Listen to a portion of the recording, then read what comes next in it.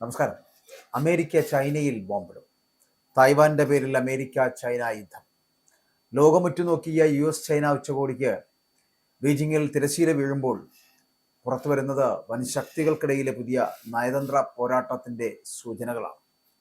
Chinese president Xi ജിൻപിങ്ങുമായി ബീജിംഗിൽ നടത്തിയ ചരിത്രപരമായിട്ടുള്ള 2 ദിവസത്തെ ഉച്ചകോടിക്ക് പിന്നാലെ തായ്വാൻ ചൈനയിൽ നിന്ന് ഔദ്യോഗികമായിട്ട് സ്വാതന്ത്ര്യം പ്രഖ്യാപിക്കുന്നതിനെതിരെ ട്രംപ് നൽകിയ കടുത്ത മുന്നറിയിപ്പ് അന്താരാഷ്ട്ര തലത്തിൽ വലിയ ചർച്ചകൾക്ക് വഴി തുറക്കുകയാണ്. തായ്വാന്റെ ഏകപക്ഷീയമായിട്ടുള്ള സ്വയംഭരണ പ്രഖ്യാപനത്തെ അമേരിക്ക അനുകൂലിക്കില്ലെന്ന് വ്യക്തമാക്കിയ ട്രംപ് മേഖലയിൽ മറ്റൊരു യുദ്ധത്തിന് താല്പര്യമില്ലെന്ന കൃത്യമായ സന്ദേശം കൂടി നൽകുന്നുണ്ട്. എങ്കിലും യുദ്ധം അനിവാര്യതയാകുമോ?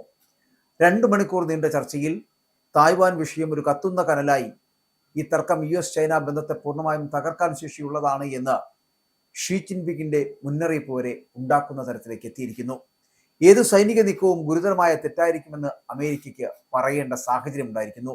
ബീജിംഗിൽ ട്രംപും ഷിയും നേർക്കുനേർക്കുന്ന ഒരു കാഴ്ചയുണ്ടായിരിക്കുന്നു.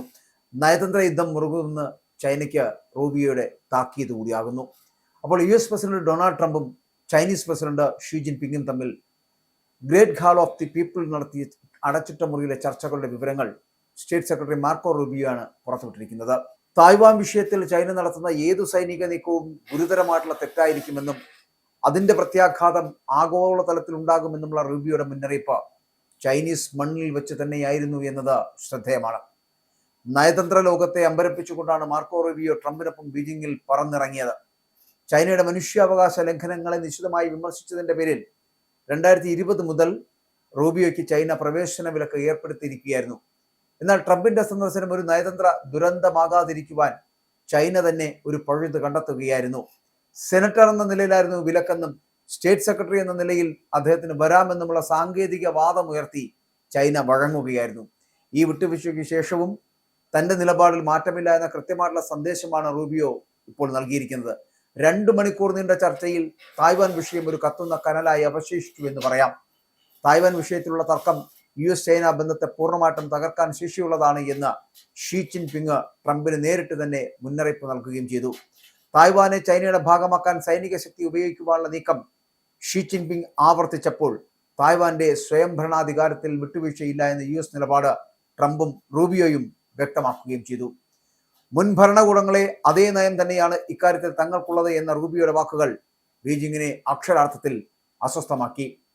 മലേഷ്യയിലെ ഇറാൻ അമേരിക്ക സംഘർഷമായിരുന്നു ചർച്ചയിലെ മറ്റൊരു പ്രധാന അജണ്ട. ഹോർമുസ് കടലിടുക്കിൽ ഇറാൻ ഏർപ്പെടുത്തിയ നിയന്ത്രണങ്ങൾ ആഗോള ഊർജ്ജ വിപണിയെ തകിടം മറിച്ചിരിക്കുകയാണ് എന്നുള്ളത് വസ്തുതയാണ്. അപ്പോൾ ഇതിൽ ചൈനയുടെ ഇടപെടൽ ട്രംപ് തേടുമെന്ന് കരുതിയിരുന്നുവെങ്കിലും അമേരിക്കയ്ക്ക് ചൈനയുടെ സഹായം ആവശ്യമില്ലെന്ന നിലപാടാണ് റൂബിയോ പരസ്യമായി സ്വീകരിച്ചത്. ഞങ്ങൾ ആരുടെയും സഹായം ചോദിച്ചിട്ടില്ല, ചൈനയുടെ സഹായം ഞങ്ങൾക്ക് ആവശ്യവുമില്ല. ഈ റൂബിയോയുടെ പ്രതികരണം അമേരിക്കയുടെ പുതിയ കരുത്ത് പ്രകടിപ്പിക്കുന്നതായിരുന്നു. ഇറാൻ ഒരിക്കലും ആണവായുധം നിർമ്മിക്കരുത് എന്ന കാര്യത്തിൽ ഇരു നേതാക്കളും യോജിച്ചു എന്നത് മാത്രമാണ് ഉച്ചകോടിയിലെ ഏക പോസിറ്റീവ് ഘടകം. ഇറാനെ വെടിനിർത്തൽ ചർച്ചകൾക്ക് പ്രേരിപ്പിക്കുന്നതിൽ ചൈന വഹിച്ച പങ്കിന് ട്രംപ് അഭിനന്ദിക്കുന്നുണ്ട്. എങ്കിലും ഇറാൻ വിഷയത്തിൽ ചൈനീസ് താല്പര്യങ്ങളും അമേരിക്കൻ താല്പര്യങ്ങളും തമ്മിലുള്ള അന്തരം ഈ ചർച്ചകളിൽ പ്രകടമായിരുന്നു. മിഡിൽ ഈസ്റ്റിലെ ചൈനയുടെ വർദ്ധിച്ചു വരുന്ന സ്വാധീനത്തെ വളരെ ജാഗ്രതയോടുകൂടിയാണ് വാഷിംഗ്ടൺ നോക്കിക്കാണുന്നത്. റെഡ് കാർപ്പറ്റ് സ്വീകരണവും സൈനിക ഗാർഡ് ഓഫ് ഓണറും നൽകി ചൈന ട്രംപിനെ സ്വീകരിച്ചുവെങ്കിലും ചർച്ചാമേശയിൽ ഇരുവിഭാഗവും വിട്ടുവീഴ്ചയ്ക്ക് തയ്യാറായിരുന്നില്ല.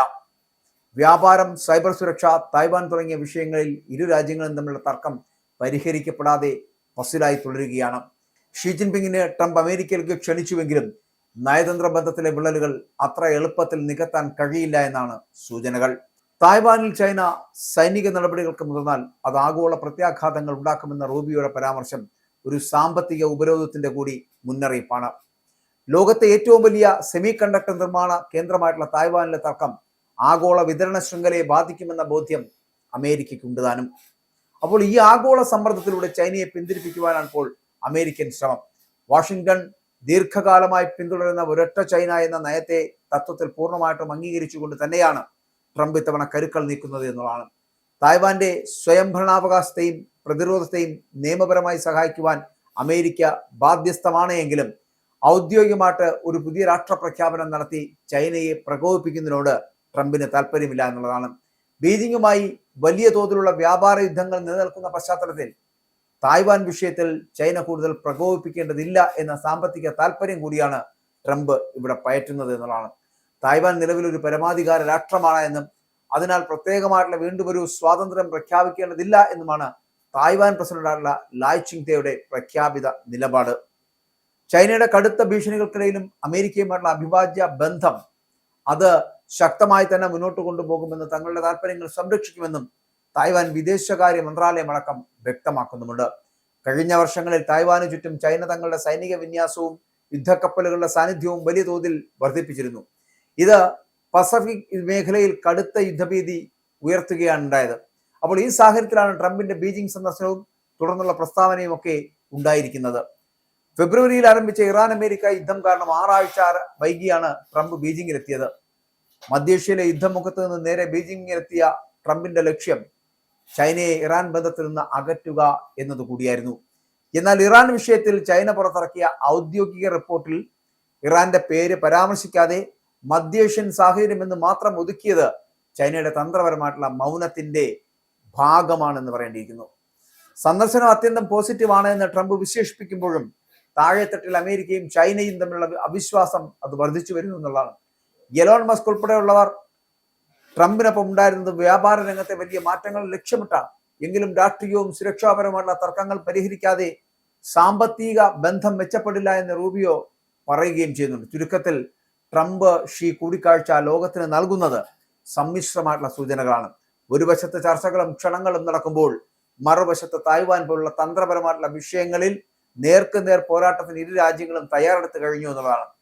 മാർക്കോ റൂബിയോയുടെ ബീജിംഗ് സന്ദർശനവും അദ്ദേഹത്തിന്റെ കർക്കശമായിട്ടുള്ള നിലപാടുകളും വരും നാളുകളിൽ US ചൈന ബന്ധം കൂടുതൽ പ്രക്ഷുബ്ധമാക്കുമെന്നതിന്റെ വ്യക്തമായിട്ടുള്ള സൂചനകളുമാണ്. അതുകൊണ്ട് തന്നെ അമേരിക്ക ഇപ്പോൾ അടുത്ത യുദ്ധത്തിന് തയ്യാറെടുക്കുകയാണെങ്കിൽ അത് ചൈനയിലായിരിക്കും അമേരിക്ക ബോംബിടാൻ പോകുന്നത്.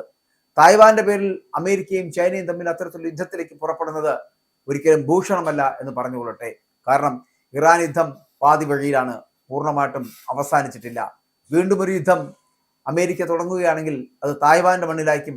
അത് ഒരിക്കലും ലോകത്തിന് താങ്ങാനും കഴിയില്ല.